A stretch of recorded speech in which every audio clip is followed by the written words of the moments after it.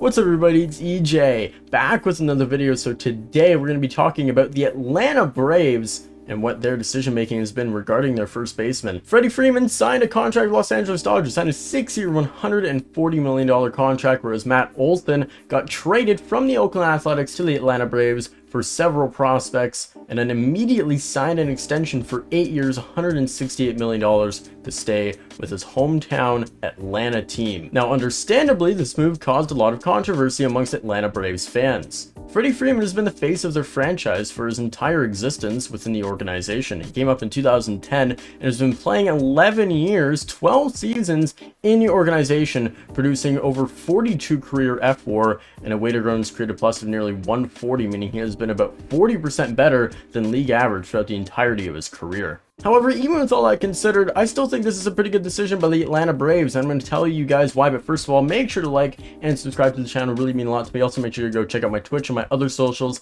Will be posted in the description below. So yeah, guys, thank you so much. Any support is really appreciated. So again, before we get into anything with Matt Olson, we gotta remember how good of a player Freddie Freeman is. Freddie Freeman is a 5-time All-Star, Gold Glove Award winner, a 3-time Silver Slugger, the 2020 National League MVP, and a 2021 World Series champion. He led the Braves to the World Series in their last season, and as well has just been the general face of their franchise for their entire existence. His career OPS is 893, at an 896 OPS last year. He has 271 career home runs and has been the leader in the Braves clubhouse in getting them to that championship last season. Understandably, many Braves fans were very upset to see Freddie Freeman, a player of that caliber, go, particularly when it seemed that the front office could have potentially offered the 6 year that he was looking for, but were reportedly refusing to offer more than 5. Now Freeman will be joining the Dodgers, a super team that has been forming for many years. They've won the National League West in every single season except for last year, and last year they won 106 games and finished just 1 game back of the 107 win Giants. Looking to bolster their roster after the departure of Corey Seager by adding another power left-handed bat, they then went and got Freddie Freeman, plucking him from the Braves, but only after the Braves had already gotten Matt Olson before Freddie Freeman even signed with the team. The Matt Olson trade included 2 major prospects, them being Christian Pache, a defensive first center fielder who has had a hard time with the bat, but his glove may be so good that it may not matter, and Shea Langeliers, who is a top prospect catcher who looks like he will be an impact bat other than Pache, but maybe without the defensive prowess that Pache has at his position. On the surface, you can absolutely understand the anger that Braves fans have.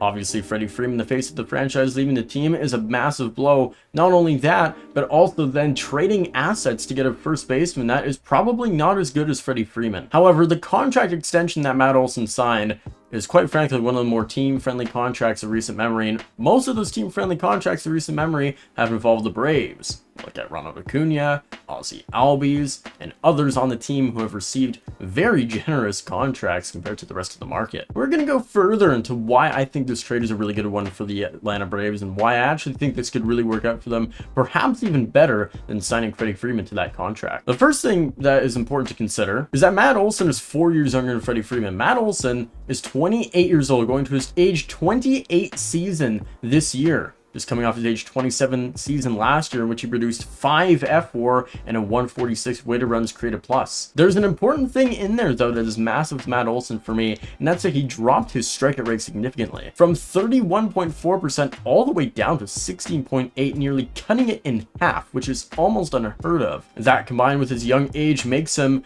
an interesting player going forward, and I think that he is someone that can definitely maintain his elite performance. Freddie Freeman, meanwhile, while showing no signs of regression, is 4 years older than Matt Olson. Signing a 6-year deal going to his age 32 season is opening the Los Angeles Dodgers up for some risk that his contract may not be worth it. 36 to 38-year-old first basemen generally don't age too well. You can take a look at Albert Pujols' tenure in Los Angeles as proof of that. So definitely some risk involved there, and probably some risk that Alex Anthopoulos is not comfortable doling out to an already aging first baseman. As well, you really have to go back to the contract. I mean, Matt Olson genuinely making $21 million AAV average annual salary every single year is really not much for a 5-win player that he was last year, if he can maintain that performance. And I think that with his age and his greatly decreased strikeout rate, as well as his elite walk rate, elite power, and great defense for first baseman, really makes him an intriguing option to continue with that production that he had in the 2021 season. Meanwhile, Freddie Freeman's contract is actually going to be deferred between 2028 and 2040, which is going to be a massive long-term investment for a team like the Dodgers, who do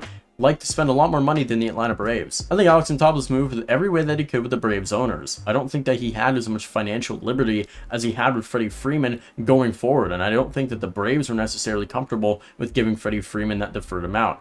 Now, I can also see the other side of this argument. Baseball teams should be giving players a lot more money. These are very, very wealthy owners that do have the money to spend on these players. And especially for someone like Freddie Freeman, who has been such an icon in Atlanta, it is a little bit head scratching on the surface as to why they were really refusing to give that extra amount to him, considering the amount that he did for that franchise.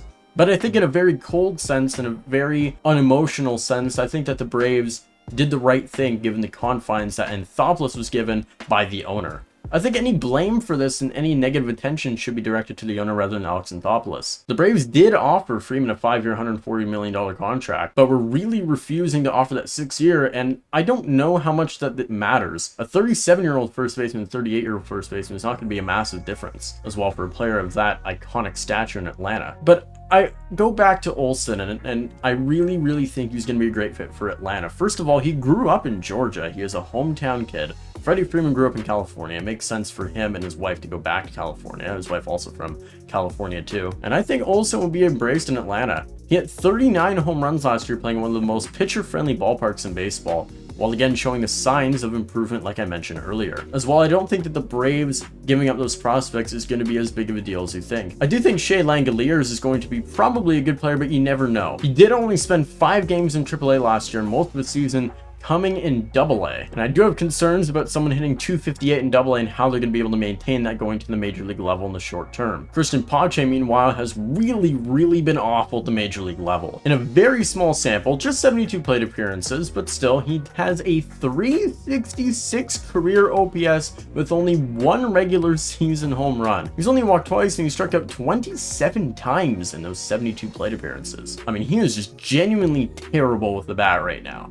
Again, he's still very young. He's only going to his age 23 season, but it does stand as to how well is he going to be able to hit in the major league level. His glove is going to be probably pretty good, if not very good. And the A's are going to be getting that, but I don't know if he's going to be a star or as much as maybe some Braves fans were thinking. And I think that's what made him expendable for Matt Olson. I think that combined with Matt Olson's cheap contract is a great deal for the Braves, especially because Olson will be a free agent at a lower age than Freddie Freeman will be a free agent again, both at the end of their contracts. So again, to Atlanta fans, Freddie Freeman is an icon. I'm really sorry that he's leaving. You know, he brought a World Series championship to Atlanta. He meant a lot to the city of Atlanta, but I think given the unfortunate circumstances that were put on the Braves front office and Freeman wanting that 6-year very badly, I don't think that that was necessarily going to happen. And I think that the Braves were good to jump on the next best bet and get Matt Olson when they did. It is a cold move. It is a business move. It is not a good personal move for Freddie Freeman, and I completely understand that. But I think in terms of pure wins and losses, I think this is going to work out well for the Braves, and I honestly think Matt Olson, with his lowered strikeout rate and his younger age, along with his elite defense and power, is going to be a great bat for the Braves going forward. Meanwhile, Freddie Freeman in Los Angeles is going to help the Dodgers be probably the best team in baseball this year and make them the World Series favorites in 2022. Yeah, that's it for me. If you guys enjoyed this video, make sure to like, subscribe, follow my socials in the description below. Make sure to comment down below your thoughts as well. I want to hear them. And yeah, guys, have a wonderful rest of your day.